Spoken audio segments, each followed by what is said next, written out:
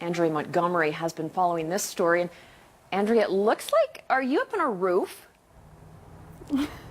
Yes, Jackie, we've been granted special access to the firefighters' temporary home here on the roof of Toys R Us. They'll be spending 3 nights out here. Now, the weather's not ideal, but they have assured me that this tent can withstand the wind and the snow. I was here earlier when they climbed the ladder and started unpacking, and they gave us a little bit of a tour of their new base.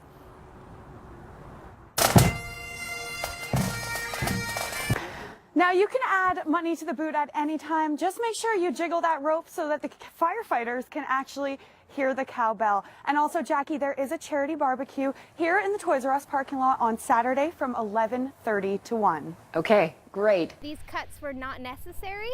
AUPE members say the change of their pensions without discussions is not only unethical, but for certain professions, the change of the retirement age could be dangerous. You've got to give them credit for looking after our health that way. Having to boil water is an inconvenience, but one that people seem to be willing to deal with for the sake of their health. Andrea Montgomery, CTV News, Lethbridge.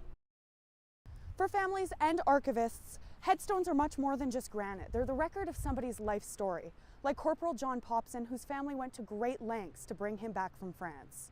Andrea Montgomery, CTV News, Lethbridge. The building's design and unique architecture works against it.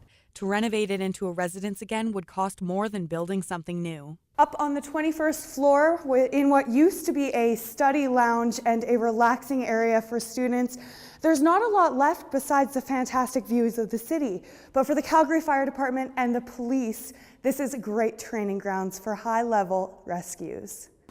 This year was a bit different for organizers and longtime participants. One of the founders, John Schwangler, passed away only a month ago. Friends of John Schwangler say it seemed like a crazy idea at the time to hold a run in winter. In 1987, the first run was held with fewer than 300 participants, only the hardcores, and was a bone-chilling minus 28 degrees. It's just one sign, and up at 36th Avenue and Edmonton Trail, there's not a lot of pedestrian traffic in this area, but the talk about this sign goes all the way back to SAIT campus.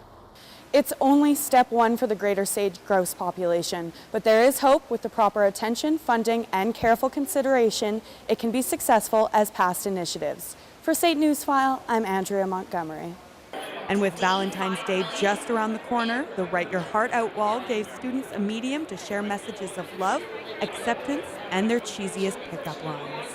Gay or straight, virgin or experienced, remember, sex is as much about staying safe as it is about having fun. For SAIT Newsfile,